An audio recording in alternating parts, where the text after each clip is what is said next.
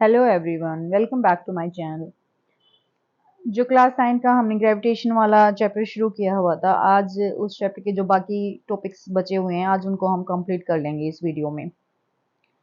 Topic basically जो cover करेंगे video में वो है मास, वेट, थ्रस्ट, प्रेशर और बुयांसी और आर्किमिडीज का प्रिंसिपल।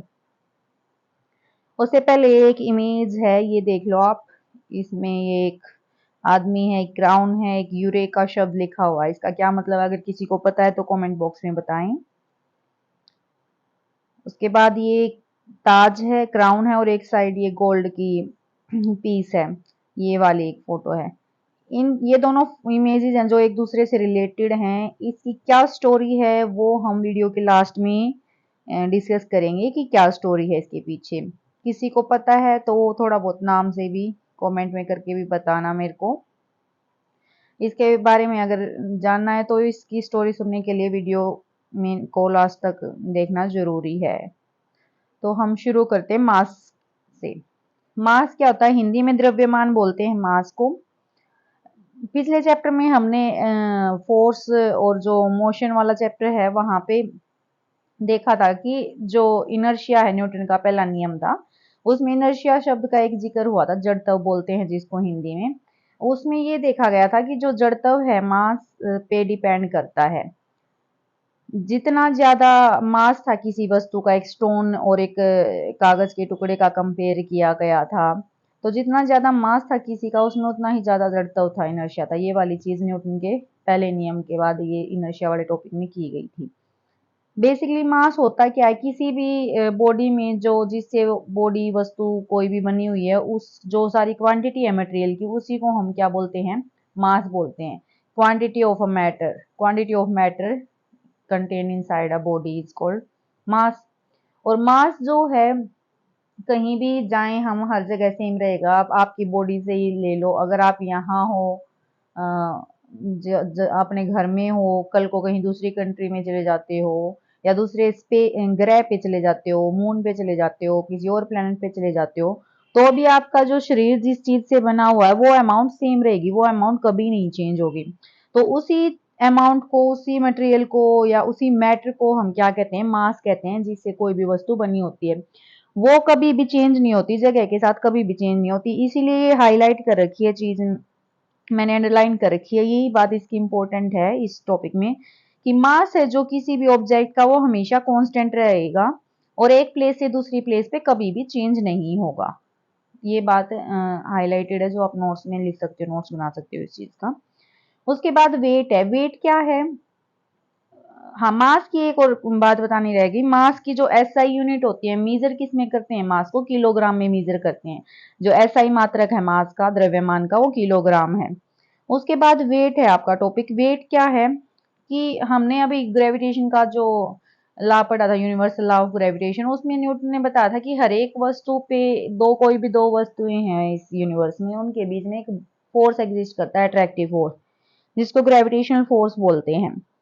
अब अगर किसी एक वस्तु पे, कोई भी वस्तु, मान लो हम खुद हैं, हमारा शरीर है, या कोई भी और चीज है, बॉल है, घर है, हर एक चीज है, उसके ऊपर जो सिर्फ ग्रेविटी वाला फोर्स लगेगा, उसको हम क्या बोलेंगे? वेट बोलेंगे। देखो ये हाईलाइट कर रखी है मैंने चीज। The weight of an object is the force with which it is attracted towards the earth. जिस बल से कोई वस्तु पृथ्वी की तरफ आकर्षित होती है, उस बल को हम क्या कहेंगे? वेट कहेंगे। मतलब वेट एक प्रकार से एक फोर्स ही है, ग्रेविटेशनल फोर्स जो किसी बॉडी पे लगता है उसको हम वेट बोल देते हैं।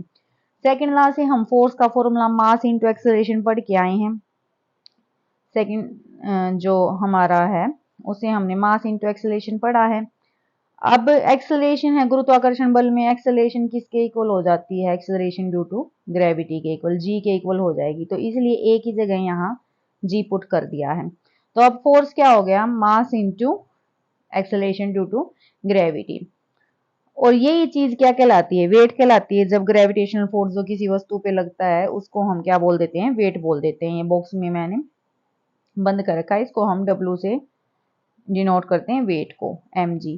तो जो वेट है हमने पढ़ा अभी, बल के ही इक्वल है, फोर्स के इक्वल है, तो इसकी एसआई यूनिट भी क्या हो जाएगी? एसआई यूनिट इसकी हो जाएगी न्यूटन। मास की एसआई यूनिट क्या है? किलोग्राम। और वेट की ऐसा यूनिट क्या है, न्यूटन है। अब हमें पता है कि ये जो जी पे डिपेंड कर रहा है वेट, तो अगर किसी जगह की मान लो एक सेम प्लेस पे जहां आप रह रहे हो, मान लो घर, किसी भी घर में हो, स्कूल में हो, कहीं भी हो, वहां आप वेट मेजर करते हो, तो वहां पे ग्रेविटी तो बदलेगी नहीं, एक जगह पे तो सेम ही ग्रेविटी रहेगी, एक्सेलरेशन ड्यू टू ग्रेविटी भी क्या रहेगी, सेम रहेगी। तो वेट को कैसे मेजर कर लिया जाता है, मास की फॉर्म में, इसीलिए हम जनरली बोलते हैं कि इतना किलोग्राम वेट है, क्योंकि वो मास है, वहां चेंज तो हो ही नहीं रहा है, ना ग्रेविटी चेंज हो रही है, तो इसीलिए मास की फॉर्म में ही वेट को मेजर कर लिया जाता है अगर किसी पर्टिकुलर एक ही जगह पे मेजर करते हैं। लेकिन अलग अलग जगह पे क्या होता है, वेट अलग अलग होता है, क्योंकि जो ये जी की वैल्यू होती है, हमने ये पहले पढ़ा था, ये जो रेडियस होता है अर्थ के सरफेस की बात करें तो उस रेडियस पे डिपेंड करती है, इसलिए इसकी वैल्यू चेंज होती रहती है, तो वेट की वैल्यू भी अलग अलग जगह क्या हो जाएगी, अलग अलग हो जाएगी। तो कई बार इस पे क्वेश्चन जो पेपर में आता है 9th क्लास में, वो क्वेश्चन आता है कि डिफरेंस बताना आपने मास और वेट में। तो पहला डिफरेंस तो यही बताओगे कि मास क्या होता है, कांस्टेंट होता है, वेट क्या होता है, वेरिएबल होता है। दूसरा डिफरेंस आप इनकी एसआई यूनिट से बता सकते हो कि जो मास की एसआई यूनिट है वो किलोग्राम है, वेट की एसआई यूनिट क्या है, न्यूटन है। और मास क्या है, एक स्केलर क्वांटिटी है, और वेट क्या है, एक वेक्टर क्वांटिटी है, क्योंकि वेट क्या है, हमेशा नीचे की तरफ लगेगा, पृथ्वी की तरफ लगेगा, टुवर्ड्स द अर्थ। वेट में डायरेक्शन भी होगी और मैग्नीट्यूड भी होगा। तो ये तीन डिफरेंस आप लिख सकते हो, ये 9th क्लास में पेपर में पूछा जाता है ये क्वेश्चन। ये जो हाईलाइटेड चीजें हैं, mass of an object remain the same everywhere, that is on the earth, earth पे है तो that is on the earth and on any planet whereas its weight depends on its location because g depends on location. यही बात मैंने अभी बताई थी कि मास है, आप चाहे कहीं चले जाओ, चाहे किसी ग्रह पे चले जाओ, चाहे चांद पे चले जाओ, चाहे किसी और कंट्री में चले जाओ, मास हर जगह क्या रहेगा, सेम रहेगा। लेकिन वेट है वो किस पे डिपेंड है, इस जी पे डिपेंड है, जी पे डिपेंड, और इसकी वैल्यू तो क्या है, चेंज होती है, वेरी करती है जगह से, एक जगह से दूसरी जगह, तो इसलिए वेट क्या होता है, चेंज होता रहता है। तो तीन डिफरेंस यही है, पहला मास कांस्टेंट, वेट वेरिएबल है। दूसरा डिफरेंस इनकी एसआई यूनिट लिख सकते हो। तीसरा डिफरेंस इनकी डायरेक्शन से बता सकते हो कि मास की कोई डायरेक्शन होती नहीं, स्केलर क्वांटिटी है, वेट की डायरेक्शन होती है, मैग्नीट्यूड भी होता है, इसलिए वो वेक्टर क्वांटिटी है। नेक्स्ट टॉपिक है हमारा, अब हमने पढ़ लिया कि वेट चेंज हो सकता है, तो क्या ये सोचने वाली बात है, क्या अगर हम मून पे चले जाएं, चांद पे, तो क्या वहां पे जो वेट होगा वो अलग होगा? बिल्कुल इसका आंसर है कि अलग होगा। अब वो कितना अलग होगा ये हमने देखना है। आप इसका आंसर मुझे बताओगे कमेंट बॉक्स में, क्या मून पे वेट जो मास है किसी बॉडी का, मान लो अर्थ पे मास है 10 kg, मून पे जाने के बाद उसका वेट कितना हो जाएगा, इसका आंसर कमेंट बॉक्स में आप बताओगे। अब हम देख लेते हैं वेट में क्या चेंज होगा। उसके लिए कंप्लीट वैसे तो डेरिवेशन है, बट डेरिवेशन कभी नहीं पूछी जाती पेपर में, कंक्लूजन ही आपने याद रखना है, जस्ट फॉर्मूला ये डिराइव कर लिया है। जो ग्रेविटेशन का जो पहला यूनिवर्सल लॉ ऑफ ग्रेविटेशन है जो रूल, उससे ये फॉर्मूला बना लिया गया है कि मून पे वेट कितना होगा, एफ की जगह, फोर्स की जगह डब्ल्यू रख दिया, क्योंकि फोर्स और वेट दोनों सेम ही चीज है। जी वो ग्रेविटेशनल कांस्टेंट है, ये मून का मास है, ये उस बॉडी का मास है, और ये मून का रेडियस है। अब हमें पता है मून क्या है, छोटा है अर्थ से, तो मून का रेडियस भी क्या होगा, कम होगा, इस वजह से वहां पे ग्रेविटी भी क्या हो जाएगी, कम हो जाएगी। ये सारी वैल्यूज ना तो आपने लर्न करनी है, ना ये डिराइव करनी, कभी भी पेपर में पूछी जाती है आपको, सिर्फ ये कभी भी नहीं पूछी जाएंगी, तो ये सारी चीजें करने की जरूरत नहीं है। केवल क्या करना है, हमें ये रिजल्ट याद करना है, यही हमें पता होना चाहिए, जो सारा कंक्लूजन निकाल के पता चले कि जो रेशियो अगर निकालें मून पे वेट का और जो अर्थ पे वेट है, तो वो रेशियो आएगा 1/6। इसका मतलब जो चांद पे जो किसी वस्तु का वेट होगा, वो अर्थ पे जो वेट है उसका 1/6 हो जाएगा। जैसे मान लो किसी वस्तु का वेट यहाँ पे अर्थ पे कितना है, 60 न्यूटन मान लो, तो चांद पे जाके उसका 60 को 1/6 से गुणा करोगे तो कितना आ जाएगा, 10 न्यूटन आ जाएगा। तो 1/6 वहां पे जाके वेट क्या हो जाता है, रिड्यूस हो जाता है। आपने सिर्फ यही ये जो है फॉर्मूला सिर्फ ये लर्न करना है इसमें, और कुछ भी नहीं है, और इसी पे न्यूमेरिकल पूछा जाता आता भी है पेपर में न्यूमेरिकल। तो अब हम नेक्स्ट इसके बेस के ऊपर न्यूमेरिकल देख लेते हैं। छोटे छोटे यही दे रखा, मास है किसी ऑब्जेक्ट का 10 केजी, वेट क्या होगा, वेट का हमने अभी फॉर्मूला पढ़ा था mg, तो 10 इंटू जी की वैल्यू पहले याद कर चुके हैं, वो रखेंगे तो 98 न्यूटन आ जाएगा। देन है सेकंड 9.5 न्यूमेरिकल, इसमें क्या दे रखा है, एक वस्तु का वेट 10 न्यूटन दे रखा है अर्थ पे, तो मून पे कितना हो जाएगा, मून पे इसको सिंपली 1/6 से क्या कर देंगे, हम मल्टीप्लाई कर देंगे, अभी पढ़ा तो है फॉर्मूला। तो मून पे 1.67 न्यूटन इसका वेट आ जाएगा। बहुत इजी क्वेश्चन है, इनमें से वैल्यूज अलग पूछी जा सकती हैं, लेकिन पेपर में ये कॉन्सेप्ट रिपीट हो ही जाता है। अभी डिफरेंस मैंने डिस्कस कर ही लिए थे इन क्वेश्चंस को, अभी मैंने डिस्कस कर लिया था कि मास और वेट में डिफरेंस क्या है। और सेकंड क्वेश्चन में पूछा गया है कि वेट है किसी वस्तु का 1/6 क्यों हो जाता है, क्योंकि वहां पे जो एक्सेलरेशन ड्यू टू ग्रेविटी है जी है, उसकी वैल्यू भी क्या हो जाती है, 1/6 हो जाती है, उसी पे डिपेंड करता है वेट। तो ये इसका आंसर होगा। नेक्स्ट है अब हमारा थ्रस्ट एंड प्रेशर टॉपिक। अब इसमें ना टॉपिक को समझने से पहले देखो, ये बुक में भी कुछ क्वेश्चन दे रखे हैं, एनसीईआरटी से करवा रही हूँ मैं।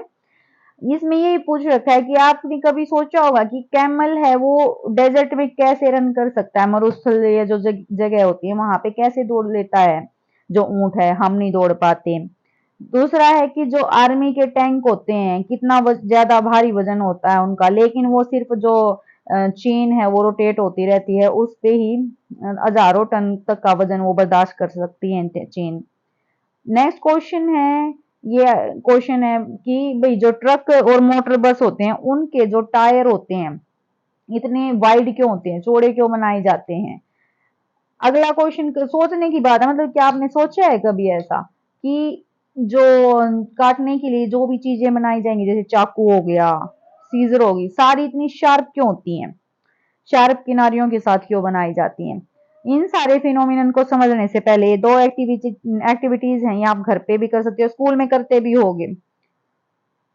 तो पहले ये एक्टिविटी देख लेते हैं।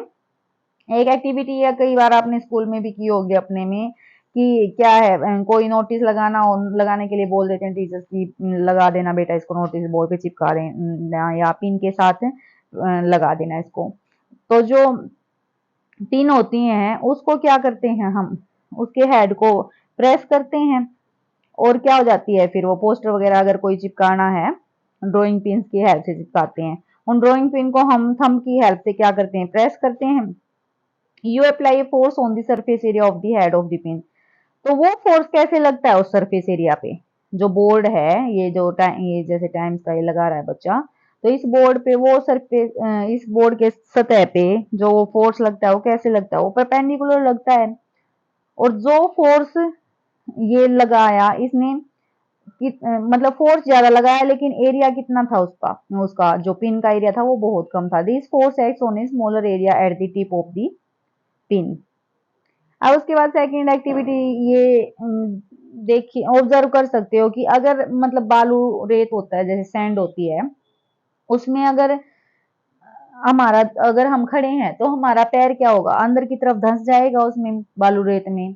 लेकिन उसी रेत पे अगर उसी सैंड पे हम लेट जाएं, बॉडी का मास तो उतना ही है, बॉडी में तो कोई बदलाव आया नहीं, खड़े हो या लेटे हो, लेकिन जो सरफेस एरिया जो सतह कांटेक्ट में है वो क्या हो जाती है, बढ़ जाती है। जब लेटे होते हैं तब तो इतना नीचे उसमें अंदर की तरफ नहीं पेनिट्रेट होती, बॉडी नहीं धंसती है, अंदर की तरफ नहीं जाती। तो इसका क्या कारण हो सकता है, हालांकि वेट दोनों केस में सेम है, चाहे इंसान खड़ा हो चाहे लेटा हो, सेम ही जगह की बात है, तो दोनों ही केस में वेट तो क्या है, सेम है।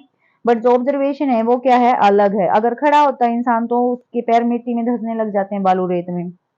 इसका क्या कारण है, देखो वेट है वो हमेशा नीचे की तरफ लगता है, पता है इस बात का, भी पढ़ा था, अभी वेट के बारे में पढ़ा था कि जी है जो ग्रेविटी की वजह से जो फोर्स लगता है उसी को वेट बोलते हैं, और वो ऑलवेज डाउन टुवर्ड्स अर्थ रखता है।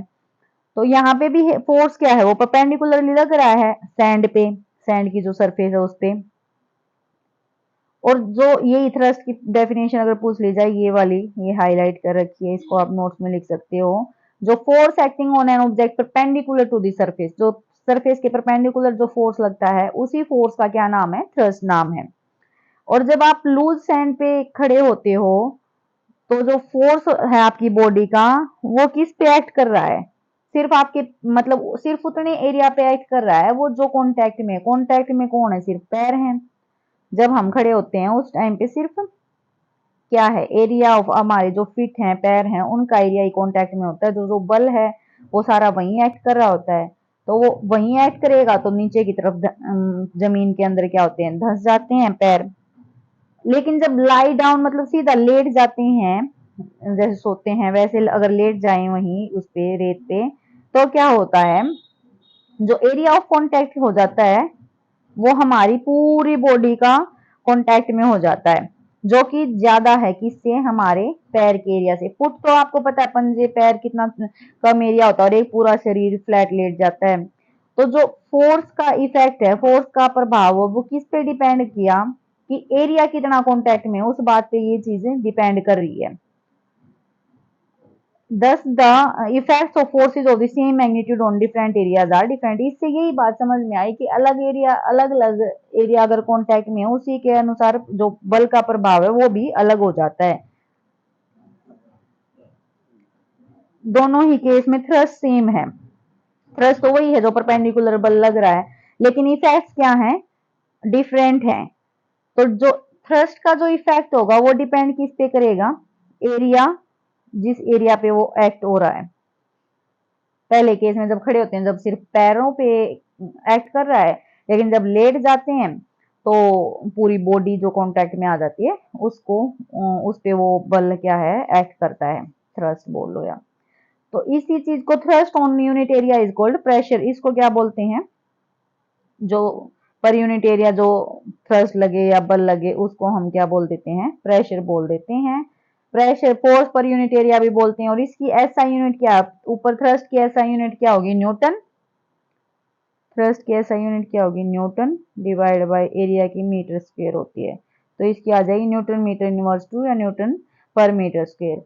पास्कल एक साइंटिस्ट थे, उनके रिस्पेक्ट में इस चीज की यूनिट पास्कल ने इसके बारे में काफी स्टडी भी की है प्रेशर के बारे में, इसीलिए उनके ओनर में ऐसा यूनिट है जो प्रेशर की पास्कल घोषित कर दी गई थी। और इसको डिनोट किससे किया जाता है? पीए से इसको डिनोट किया जाता है, पास्कल कैपिटल पी और स्मॉल ए से।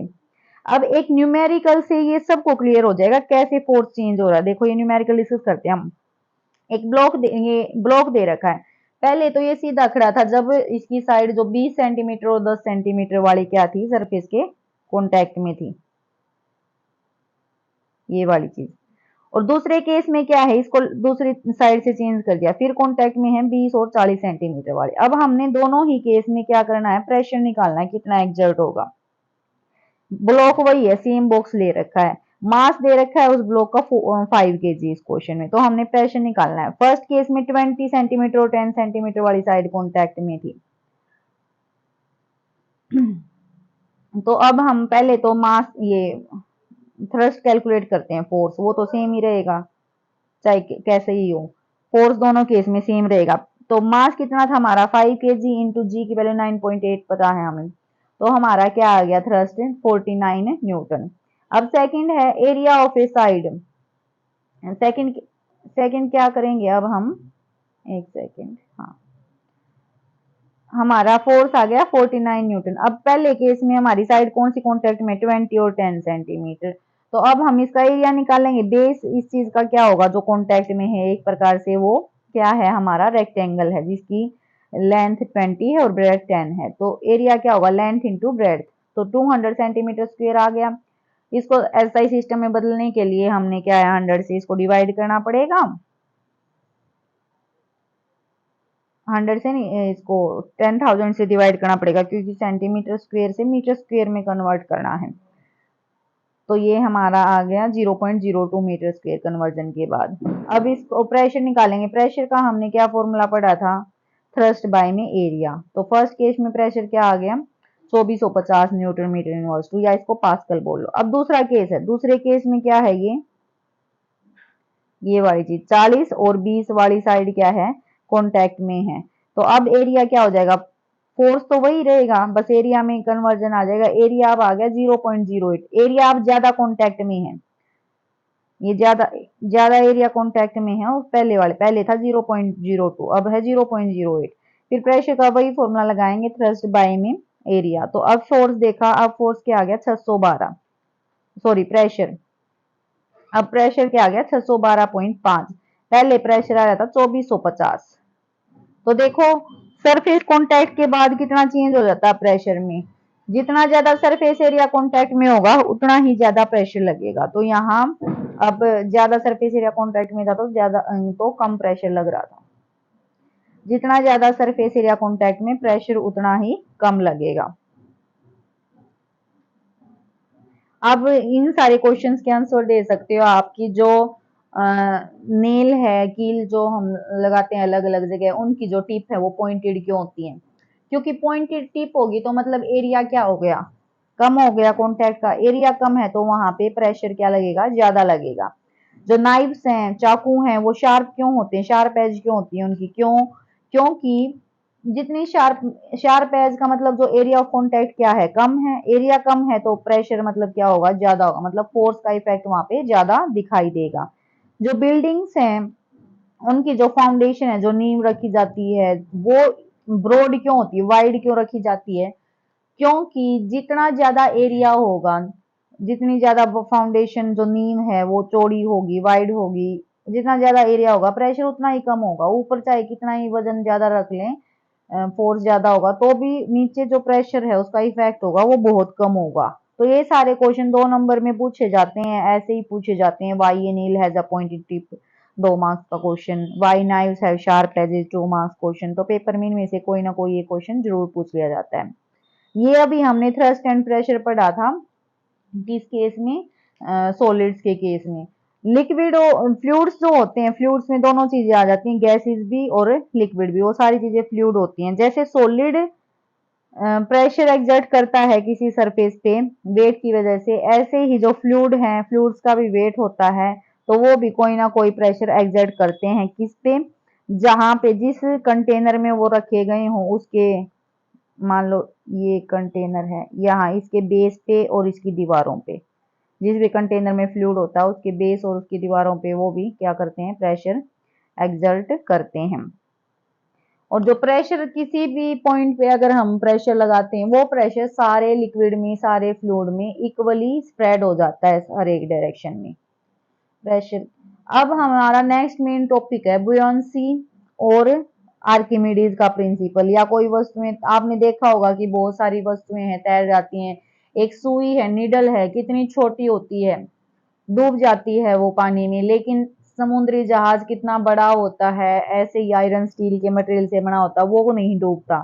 तो इनके पीछे ऐसे क्या कारण है, ऐसी क्या चीज है कि इतना बड़ी चीजें डूबती नहीं है और एक छोटी सी चीज डूब जाती है? तो अब हमने आगे ये सारी चीजें पढ़नी है कि कोई वस्तु क्यों डूबती है या कोई वस्तु क्यों तैरती है। उससे पहले हम बुयंसी पढ़ लेते हैं, ये क्या है। इसके इससे पहले, इसको समझने के लिए आप एक एक्टिविटी घर पे भी परफॉर्म कर सकते हो बड़े इजीली, जो एक्टिविटी 9.4 दे रखी है। इसमें एक खाली प्लास्टिक की बोतल लेनी है, कोई भी कोल्ड ड्रिंक की जो पुरानी खाली बोतल वो ले सकते हो आप, उसको बंद कर देना है टाइटली और उसको एक बकेट में रखना है जो कि पानी की भरी हुई है। तो आप क्या देखोगे, उसमें बोतल फ्लोट कर रही है, तैर रही है। फिर उसको क्या करना, आपने पुश करना बोतल को नीचे की तरफ। आपको महसूस, ये शायद बच्चे छोटे होते हैं जो नहाते हुए करते भी हैं, खेलते रहते हैं, जो पानी का नहाने के लिए डिब्बा यूज करते हैं बाल्टी में, उसको दबाएंगे फिर वो ऊपर की तरफ आएगा। छोटे छोटे बच्चे होते हैं वो तो करते ही रहते हैं। अगर आप लोगों को आपकी मेमोरी में हो, याद हो बचपन की ये चीजें, नहीं है तो अभी ये एक्टिविटी कर लेना। उसको फिर से पुश करने की कोशिश करना है। आपको लगेगा कि आपको एक ऊपर की तरफ फोर्स महसूस होगा, जितना ज्यादा डीप उसको और पुश करते जाओगे उतना ही ज्यादा उस पे ऊपर की तरफ एक बल महसूस होगा, अपवर्ड फोर्स महसूस होगा। अपवर्ड फोर्स जो ऊपर की तरफ बल लगेगा वो बढ़ता जाएगा जितना ज्यादा आप उस बोतल को नीचे की तरफ पुश करोगे। और अगर उस बोतल को नीचे छोड़ दोगे तो वो क्या हो जाएगी, bounce back to the surface, मतलब वो वापस स्ट्रॉन्गली, एक स्ट्रॉन्ग फोर्स से वापस सरफेस की तरफ आ जाएगी। अब इसके पीछे अब सोचने की बात है, हमने अभी थोड़े टाइम पहले चैप्टर की स्टार्टिंग में ही पढ़ा था ग्रेविटेशनल फोर्स के बारे में कि वो चीजों को नीचे खींच लेती है। तो क्वेश्चन ये है कि क्या इस बोतल पे वो ग्रेविटेशनल फोर्स नहीं लग रहा? अगर लग रहा है तो वो वापिस ऊपर क्यों आ रही है, नीचे ही क्यों नहीं रह रही, पानी के अंदर ही क्यों नहीं रह रही। तो यहाँ पे ग्रेविटेशनल फोर्स के साथ साथ इसका मतलब अगर बोतल ऊपर ऊपर आ रही है तो इसका यही मतलब है कि ग्रेविटेशनल फोर्स से ज्यादा कोई और फोर्स भी उसके ऊपर लग रहा है जो उस बोतल को ऊपर धकेल रहा है, ऊपर की तरफ धकेल रहा है। और ये केस तब हो रहा है जब हम उसको पानी में मतलब किसी लिक्विड में इमर्ज कर रहे हैं, डुबो रहे हैं, तब हो रही है ये चीज। तो यहाँ से यही कंक्लूजन निकला कि जो वाटर है या कोई भी लिक्विड है वो क्या करता है, एक वस्तुओं पे एक ऊपर की तरफ बल लगाता है जो वस्तुओं को ऊपर की तरफ धकेलता है। अगर वो बल ग्रेविटेशनल फोर्स से ज्यादा है उसी वस्तु पे तो वस्तुएं क्या हो जाएंगी, ऊपर की तरफ आ जाती हैं। और इसी बल का क्या नाम है, बुयोंसी इसको कहते हैं, बुयंट फोर्स भी कह देते हैं या फिर बुयोंसी कह देते हैं, जो कि हमारे टॉपिक का नाम था। ये मैंने हाईलाइट कर रखी। जो upward force exerted by the water on the bottle is known as upthrust और बुयंट फोर्स ही बोलेंगे इसको। अपथ्रस्ट क्यों, थ्रस्ट भी हमने फोर्स ही पढ़ा था, अब ऊपर की तरफ लग रहा है तो इसका नाम अपथ्रस्ट रख दिया, या फिर इसको बुयंट फोर्स या जो ये प्रॉपर्टी इसको बुयंसी बोला जाता है। अगर ये ग्रेविटेशनल फोर्स और बुयंट फोर्स क्या है, इक्वल होंगे तो ये फ्लोट करने लग जाएगी, डूबेगी नहीं वस्तु। लेकिन अगर बुयंट फोर्स ज्यादा है तो ऊपर की तरफ आ जाएगी, अगर ग्रेविटेशनल फोर्स ज्यादा होता तो वो नीचे की तरफ ही रहती। उसके बाद जो मैग्नीट्यूड है किसी ये बुयंट फोर्स का, ये किस पे डिपेंड करता है, फ्लूइड की डेंसिटी पे। जिस भी फ्लूइड में आप डाल रहे हो, मतलब मिल्क है उसकी डेंसिटी अलग है, वाटर है उसकी डेंसिटी अलग है, हनी है उसकी डेंसिटी अलग है, तो अलग अलग प्रकार की फ्लूइड की डेंसिटी अलग अलग है। और उसी डेंसिटी पे क्या है, फ्लूइड ये बुयंट फोर्स क्या है, डिपेंड करेगा। उसके बाद नेक्स्ट टॉपिक है आपका, ये अभी मैंने बोला था कि कुछ वस्तुएं तैरती हैं कुछ डूब जाती हैं, ऐसा क्यों होता है अगर उनको सरफेस ऑफ वाटर पे रखते हैं तो। इसके लिए एक एक्टिविटी कर सकते हो, क्या करना है, एक बीकर लेना है, बीकर नहीं तो आप घर में एक गिलास ले लो, उसको पानी से भर दो, उसमें एक आयरन नेल लेना है और उसको रखना है किसके, वाटर के सरफेस के ऊपर, ऑब्जर्व करना है क्या होगा। ऑब्वियस है, पता ही है आपको कि जो आयरन नेल है, कील है लोहे की, वो डूब जाएगी पानी में। किसकी वजह से डूबेगी, ग्रेविटेशनल अट्रैक्शन की वजह से, अर्थ का जो लग रहा है उस पे, वो नेल को क्या करेगी, नीचे की तरफ खींच लेगी। इसका क्या मतलब है, there is an upthrust of water on the nail which pushes it upward. यहाँ भी ये बात नहीं है, अभी हमने जो बुयांसी पढ़ी है ये नहीं है कि यहाँ नेल पे लग नहीं रही बुयांसी, यहाँ भी लग रहा है बुयंट फोर्स, लेकिन यहाँ पे जो ग्रेविटेशनल फोर्स लग रहा है नेल पे वो बुयांसी से ज्यादा है, इसलिए जो डाउनवर्ड फोर्स है वो ज्यादा है किससे, अपथ्रस्ट से, इसलिए क्या हो जाती है, लोहे की कील है वो पानी में क्या हो जाएगी, डूब जाएगी। देखो ये दोनों चीजें हैं, यहाँ पे ऊपर ये कोर्क है, कोर्क मतलब लकड़ी का टुकड़ा मान लो छोटा सा, और नीचे एक कील है। कोर्क है वो डूबा नहीं है लेकिन कील क्या है, डूबी हुई है। ये जो 9.6 एक्टिविटी यही कर रखी है, कोर्क फ्लोट कर रहा है लेकिन नेल डूब गया। ये क्यों होता है, क्योंकि इनकी डेंसिटीज अलग अलग हैं। और डेंसिटी होती क्या, इसकी डेफिनेशन पूछ ली जाती है पेपर में, डेंसिटी होती है मास पर यूनिट वॉल्यूम, कि किसी पर्टिकुलर जगह में कितना मास आ रहा है। मान लो एक कमरे में किसी एक कमरे में आप अगर आयरन रखने लगो, कोई भी छोटा सा कमरा है या बड़ा कमरा है, उसमें अगर आप लोहा भरना शुरू करोगे तो वो क्या आ जाएगा, बहुत ज्यादा आएगा। मतलब उस लोहे को अगर तोल लोगे जो एक कमरे में आ जाएगा, उसका मास बहुत ज्यादा होगा, तो उसकी डेंसिटी भी क्या हो जाएगी, ज्यादा हो जाएगी, क्योंकि छोटी सी जगह में बहुत ज्यादा मास आ रहा है। अगर उसी एक कमरे में अगर आप कॉटन है, जो कपास बोलते हैं जिसको रुई बोलते हैं, रुई है, अगर वो भरने लगोगे तो उसी एक कमरे में, सेम कमरे में ही करना है, भरना है, रुई भरी तो उसका जो वेट होगा वो बहुत कम होगा, उतनी ही जगह में जो कपास आएगी वो बहुत कम आएगी। इसका मतलब क्या है, उसकी डेंसिटी क्या है, बहुत कम है, क्योंकि वो ज्यादा जगह में क्या करती है, कम ज्यादा जगह घेरती है, मास उसका बहुत कम होगा, जगह बहुत ज्यादा घेर लेगी। तो जगह ज्यादा घेर रही है, इस वजह से उसकी डेंसिटी क्या हो जाएगी, कम हो जाएगी। तो ये होती है डेंसिटी, अगर प्रैक्टिकली समझने की कोशिश करो, फॉर्मूला ये मास बटे में वॉल्यूम होगा डेंसिटी का। यहाँ पे यही है, जो डेंसिटी है कोर की वो कम है किससे, वाटर से। तो पानी से अगर कम डेंसिटी होगी तो वो चीजें फ्लोट करेंगी, अगर पानी से ज्यादा डेंसिटी होगी जिसकी, वो चीजें क्या हो जाएंगी, डूब जाएंगी। कंक्लूजन यही है, ये स्टार बना रखा है जो मैंने, जो objects of density less than that of a liquid float on the liquid. तो जिन वस्तुओं की डेंसिटी क्या है लिक्विड से, जिस लिक्विड के अंदर हम डाल रहे हैं उनसे कम होगी वो फ्लोट करेंगी, जिसकी ज्यादा होगी वो क्या हो जाएंगे, डूब जाएंगे। उसके बाद ये क्वेश्चन है, ये आपने देखा भी होगा, जो आपके जो स्कूल बैग्स होते हैं उनकी जो स्ट्रैप होगी वो ब्रॉड बनाई जाती है, चौड़ी बनाई जाती है, क्यों? इसका आंसर प्रेशर वाले कॉन्सेप्ट से दे सकते हो कि जो एरिया ऑफ कॉन्टेक्ट अगर ये ब्रॉड नहीं होती स्कूल बैग या कोई भी बैग की जो अगर बाद ये स्ट्रैप्स हैं अगर ये चौड़ी नहीं होंगी तो क्या होगा, प्रेशर बहुत ज्यादा लगेगा और हमारे कंधों पे क्या होने लग जाएगा, पेन होने लग जाएगा। उसके बाद बुयांसी की आपने बताना, बुयांसी क्या होता है, जो भी फ्लूइड्स में वस्तुओं के ऊपर ऊपर की तरफ जो बल लगता है उसको हम बुयांसी या अपथ्रस्ट बोलते हैं। नेक्स्ट अब ये टॉपिक पढ़ाया है मैंने कि कोई वस्तुएं डूबती हैं या तैरती हैं, ऐसा क्यों होता है, ये डेंसिटी पे निर्भर करता है। उसके बाद आ गया हमारा नेक्स्ट टॉपिक आर्किमिडीज प्रिंसिपल। ये इस महान साइंटिस्ट के नाम पे ही है, ग्रीक का ये साइंटिस्ट था आर्किमिडीज। ये फिजिक्स में, ज्योमेट्री में, मैथ्स में हर जगह जीनियस इन पर्सन था, बहुत महान साइंटिस्ट था ये ग्रीक का। इसने क्या ऑब्जर्व किया था, आप भी कर सकते हो, ये भी कर सकते हो, ये भी किया भी होगा। बाल्टी बकेट ले ली है, वो कंप्लीटली पानी से भर देनी है, अगर उसमें जैसे ही कोई और चीज डुबोगे या हाथ ही डुबोते हो या कोई और बोतल डुबोते हो तो क्या होगा, उसमें से पानी बाहर निकलना शुरू हो जाता है। तो वो पानी क्यों निकलता है बाहर या उसका वेट कितना होता है, ये सारी चीजें किसने ऑब्जर्व की थी, आर्किमिडीज ने की थी। आर्किमिडीज का सिद्धांत क्या कहता है वो हम अभी देख लेते हैं।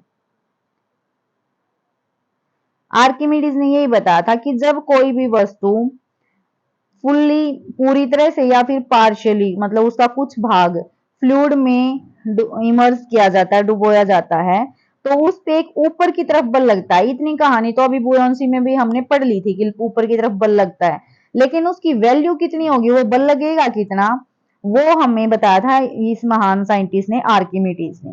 वो बल होगा जो वस्तु वहां से जो पानी हटा देगी ना, जैसे अभी मैंने एग्जांपल बताया था कि बकेट में से जो पानी बाहर निकल जाता है, तो वो बाहर निकले हुए पानी का जो वजन होगा, वेट होगा, उस वेट के बराबर ऊपर की तरफ बल लगेगा जो बाहर पानी निकला। इसको कैसे कर सकते हैं, जितना बाहर की तरफ पानी निकला उस पानी को मेजर करोगे, जो वो वेट होगा उस पानी का, उस वेट के बराबर ही किसी वस्तु पे ऊपर की तरफ बल लगेगा। ये बात आर्किमिडीज ने बताई थी। और आर्किमिडीज का ये प्रिंसिपल है, बहुत अलग अलग जगह की, अलग अलग जगह इसकी एप्लीकेशन अलग अलग जगह यूज किया जाता है, जैसे जहाज में, शिप्स में, सबमरीन इनको डिजाइन करने में, लैक्टोमीटर्स में दूध की प्योरिटी चेक करने में, हाइड्रोमीटर्स में, हाइड्रोमीटर्स क्या काम के लिए यूज होते हैं, लिक्विड्स की डेंसिटी फाइंड आउट करने के लिए। अब इसका जो शुरू में मैंने एक इमेज दिखाई थी उसके बारे में डिस्कस करते हैं, उसकी स्टोरी के बारे में। ये आर्किमिडीज ही है, ये यूरेका लिखा हुआ है। इसकी क्या कहानी, ग्रीक का ये महान साइंटिस्ट था, वहां पे एक हीरोन्स नाम का एक राजा था, उसने अपने सुनार से एक अपना ताज बनवाया था, लेकिन उसको क्या हुआ, उस पर डाउट हुआ कि कहीं इसने सुनार ने इस ताज में मिलावट तो नहीं कर रखी। तो लेकिन उस ताज का डिजाइन उसको बहुत ज्यादा पसंद था राजा को, वो उसको तुड़वाना नहीं चाहता था। ब्रेक करके तो पता चल जाता कि ताज प्योर है या इसमें मिलावट कर रखी है गोल्ड के अलावा, लेकिन जो राजा है उसको ताज का डिजाइन बहुत पसंद था, इसलिए उसको तुड़वाना नहीं चाहता था। तो उसको किसी ने भी सजेस्ट किया कि आर्किमिडीज ही एक महान साइंटिस्ट है, वैज्ञानिक है, वही इस चीज का सॉल्यूशन फाइंड आउट कर सकता है। तो उसने अपने राज दरबार में आर्किमिडीज को बुलाया और उसको ये काम दे दिया कि 7-8 दिन के अंदर मुझे इस चीज का पता करके बताओ। आर्किमिडीज वहां से ताज ले आया, सोचता रहा लेकिन उसको कुछ समझ नहीं आ रहा था, वो उसके गहन चिंतन में ही खोया हुआ था कि कैसे पता किया जाए बिना ताज को तोड़े। तो एक दिन वो नहा रहा था अपने बाथ टब में, तो नहाते जैसे ही वो बाथ टब में गया तो वहां से ये बाहर पानी निकला, जो अभी हमने प्रिंसिपल पढ़ा था।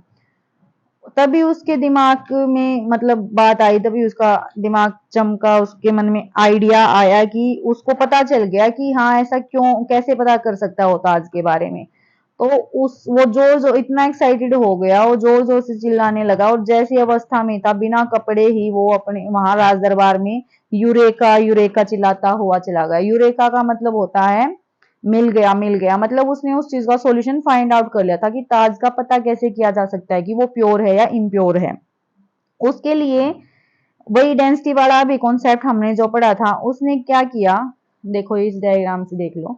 एक तरफ ये क्राउन ले रखा है लेफ्ट हैंड साइड पे, राइट हैंड साइड पे उतने ही मास का, जितने मास उसका क्राउन का था उतने ही मास का एक गोल्ड का टुकड़ा ले लिया, पीस। और उसने बाहर देखा तो दोनों का वजन क्या था, बराबर था, इक्वल था। लेकिन जैसे ही पानी में डाला, पानी में क्या है, जो गोल्ड था प्योर, जो टुकड़ा ले रखा था गोल्ड का, वो वाला क्या है, नीचे की तरफ ज्यादा चला गया। और जो चांदी थी, the crown displace more water than the gold, जो क्राउन था उसने ज्यादा पानी डिस्प्लेस किया, क्योंकि क्राउन के अंदर क्या थी, मिलावट थी, किसकी, चांदी की मिलावट थी। इस वजह से उसने ज्यादा पानी डिस्प्लेस किया। नहीं तो जब दोनों का लेफ्ट हैंड साइड में दिखाई दे रहा, दोनों का मास इक्वल था, वेट इक्वल था, तो दोनों को इक्वल ही डिस्प्लेस करना चाहिए था। लेकिन डेंसिटी इन दोनों की अलग हो गई, क्योंकि क्राउन के अंदर कुछ ना कुछ शायद चांदी की मिलावट कर रखी थी या किसी और मेटल की मिलावट कर रखी होगी, जिसकी वजह से उसकी डेंसिटी बदल गई।